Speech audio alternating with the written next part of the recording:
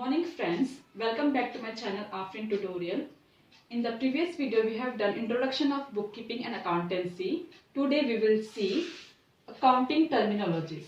Okay, means terms in accounting. So first one is business transaction. What we all know what is business transaction, right? जब हम goods sale करते हैं, bye करते हैं, उसको क्या बोलते हैं? बिजनेस ट्रांजैक्शन बोलते हैं. In that first is monetary transaction, मतलब कैश में ट्रांजैक्शन होना.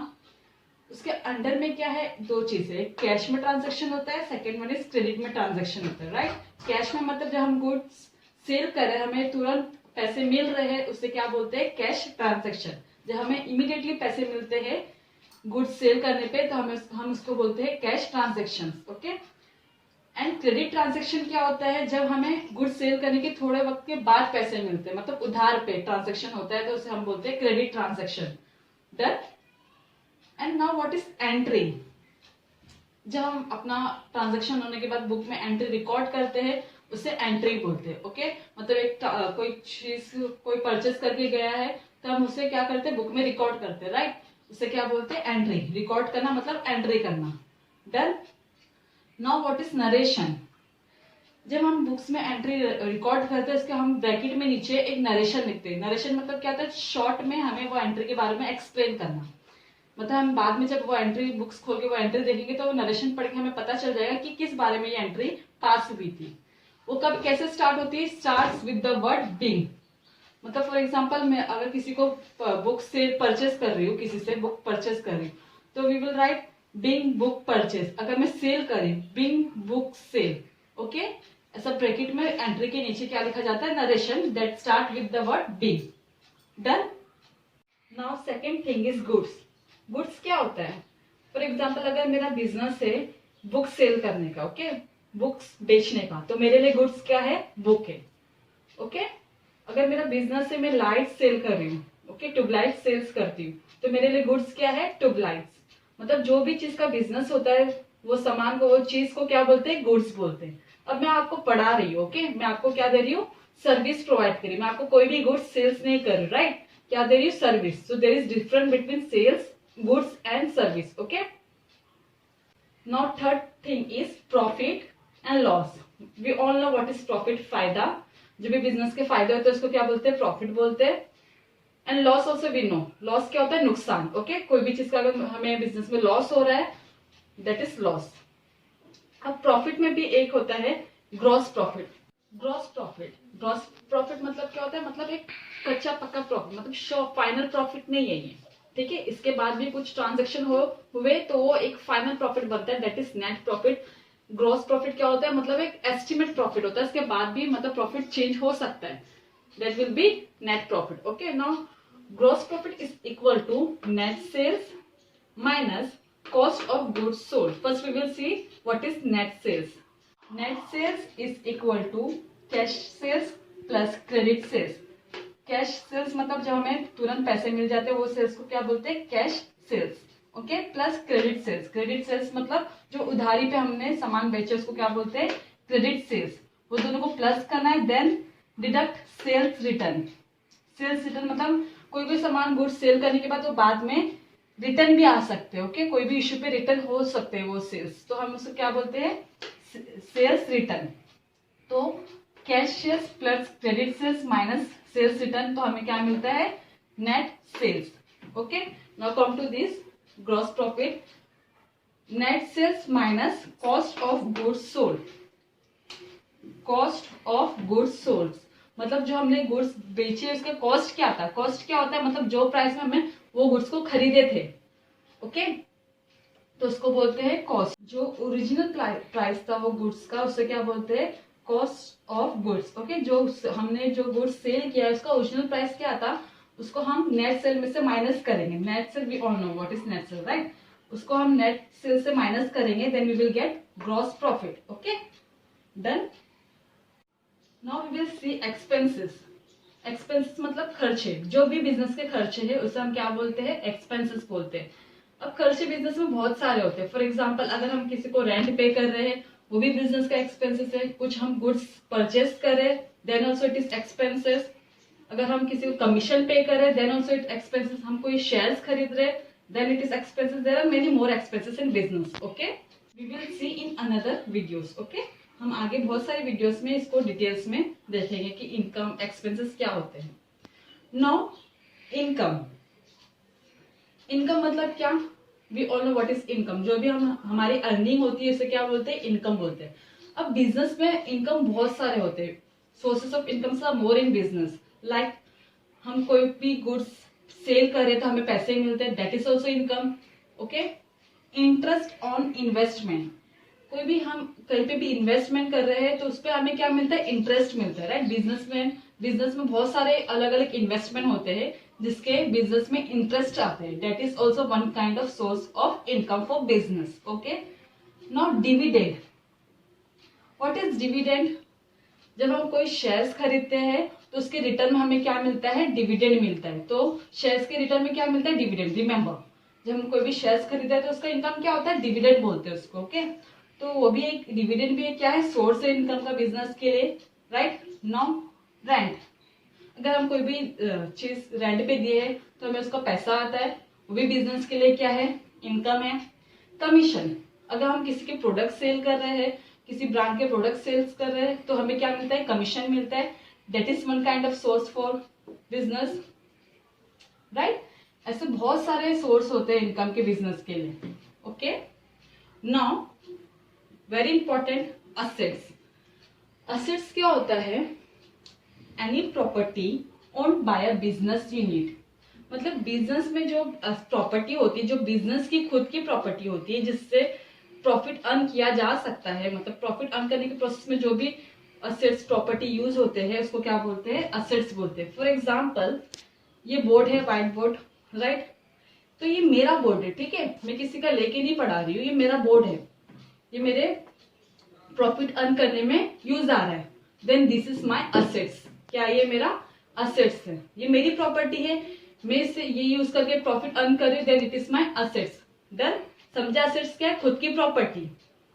अब ये लाइट अगर मैं यूज कर रही तो लाइट क्या है? मेरा असेट्स है. ये क्या है? मार्कर. मैं इसको यूज कर रही हूँ प्रॉफिट अर्न करने में. Then this is my assets. समझा? जो खुद की प्रॉपर्टी है बिजनेस में उसे क्या बोलते हैं? असेट्स बोलते हैं. Now there are three types of assets. First one is fixed assets, that is long term use. क्या होता है कि बिजनेस में ऐसे बहुत सारे चीज होते हैं जो लंबे समय तक यूज होते हैं बिजनेस में और उससे बहुत लंबा फायदा भी होता है, बेनिफिट्स भी ऐसे लंबा होता है. तो उसको क्या बोलते हैं? फिक्स असेट्स बोलते हैं. अभी फॉर एग्जांपल मेरी क्लासेस है. राइट. वो क्लासेस में बेंचेस होते हैं. तो क्या बेंचेस में हर एक महीने चेंज करती हूँ? नो. वो सालों भर वही बेंचेस में यूज करती हूँ. तो वो क्या होता है? फिक्स्ड असेट्स होता है. समझा?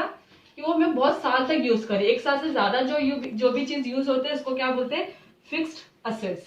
समझा? उससे लंबा फायदा भी होता है. अभी लाइट्स है, जो लाइट्स क्लासरूम में अगर मैं यूज कर रही हूँ तो वो खराब हो जाते हैं, 1-2 महीने में मेरे को चेंज करना पड़ता है. So that is not fixed assets. Okay. जो लॉन्ग टर्म यूज के लिए होता है जिससे हमें लॉन्ग टर्म बेनिफिट्स भी मिलते हैं, that is fixed assets. Then now current assets. This is short term use. मतलब ये assets के बहुत short term use रहते हैं और इसे easily convert किया जा सकता है कैश में. मतलब हम इसको बेच के कैश में भी कन्वर्ट कर लेते हैं. ओके. वो छोटे छोटे assets रहते हैं. फॉर एग्जाम्पल कोई न्यूज़पेपर है, वो बिजनेस के पहले assets थे, बिजनेस में रखे हुए थे. राइट. अब हम उसे सेल कर रहे हैं, दैट इज करंट असेट्स. वो क्या हो गया? करंट, बट छोटा सा असेट्स. राइट. और बहुत लॉन्ग टर्म के लिए, एक साल से ज्यादा जो भी चीज यूज होता है दैट इज फिक्स असेट. जो एक साल से कम होता है that is current assets. Then now fictitious assets. अब ये क्या होता है? That is intangible in nature. Intangible मतलब क्या होता है? जो चीज हम ना ही टच कर सकते हैं, ना ही देख सकते हैं, बस उसे हम महसूस कर सकते हैं. क्या कर सकते हैं? फील कर सकते हैं. ना ही हम टच कर सकते हैं, ना ही देख सकते हैं. मतलब invisible things. Okay. That is intangible in nature. ये असेट्स क्या होते हैं? इंटेंजिबल होते हैं. ये हम देख भी नहीं सकते, ना ही टच कर सकते, बट इससे हमें बिजनेस में प्रॉफिट जरूर होता है. अभी ऐसे बहुत सारी चीजें, गुडविल होता है. अभी गुडविल का मतलब क्या है ये भी मैं आपको डिटेल में बाद में समझाऊंगी. गुडविल मतलब क्या होता है? रेपुटेशन. जो भी बिजनेस का रेपुटेशन होता है वो अपना नाम किसी को देके पैसे लेता है. राइट. हम अब बस नाम का भी तो पैसा होता है ना बिजनेस में। जैसे किसी का बिजनेस ज्यादा चल रहा है तो क्या करता है, सिर्फ नाम परचेस करता है, गुडविल लेता है, तो उसका भी क्या रहता है, पैसे मिलते हैं। तो debt is also one kind of assets for business. Okay, fictitious assets ऐसे बहुत सारे हैं, वो मैं आपको बाद में बताऊंगी। Okay, now liabilities. अब लाइबिलिटी क्या होता है, that is opposite of assets, the amount payable by business to outsider.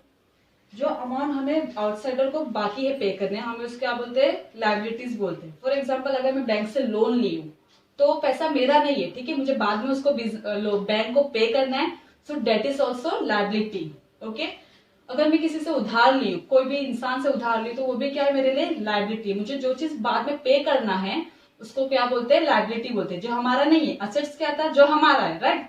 Liabilities क्या है, जो हमारा नहीं है, हमें उसको वापस रिटर्न करना है, date is liabilities.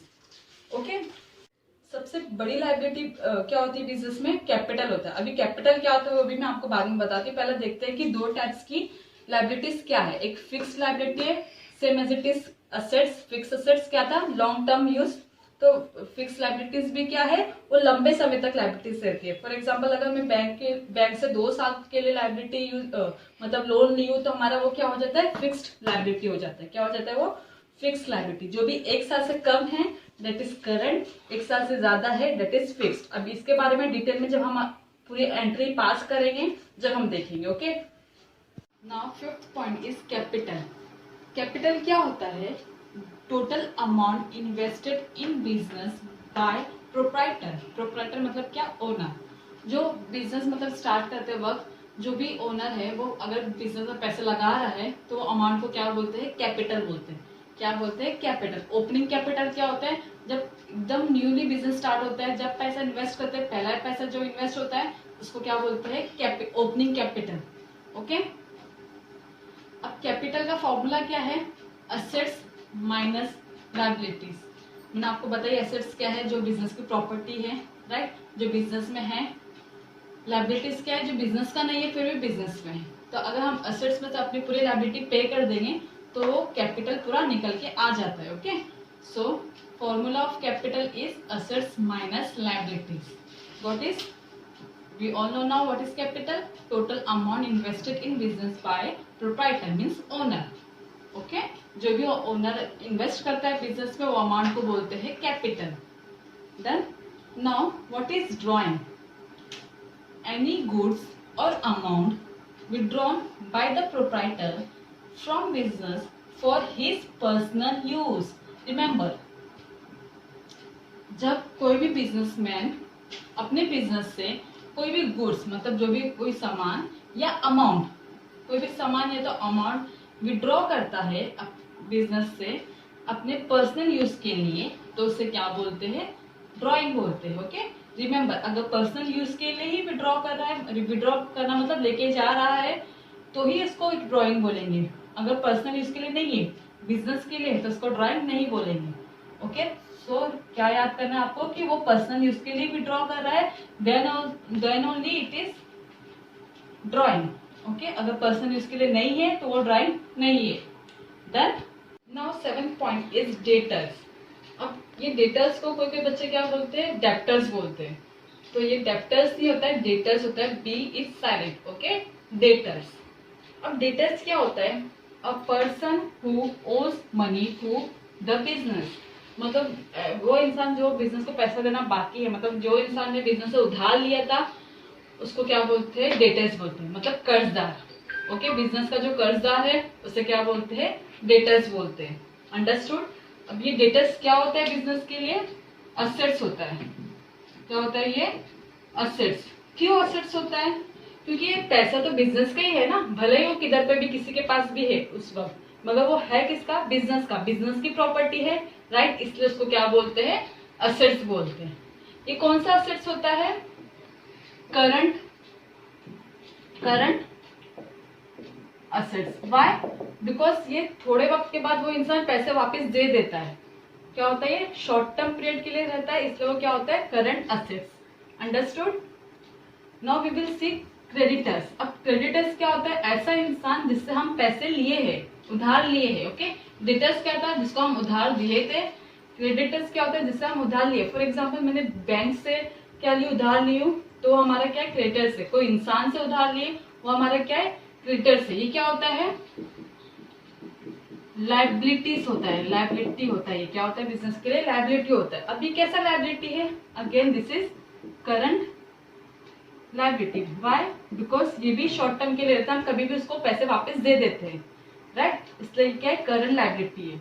Understood. Debtors is assets for business and creditors are liabilities for business. Understood? So friend, today we have seen accounting terminologies. In the next video we will see journals entry. Okay?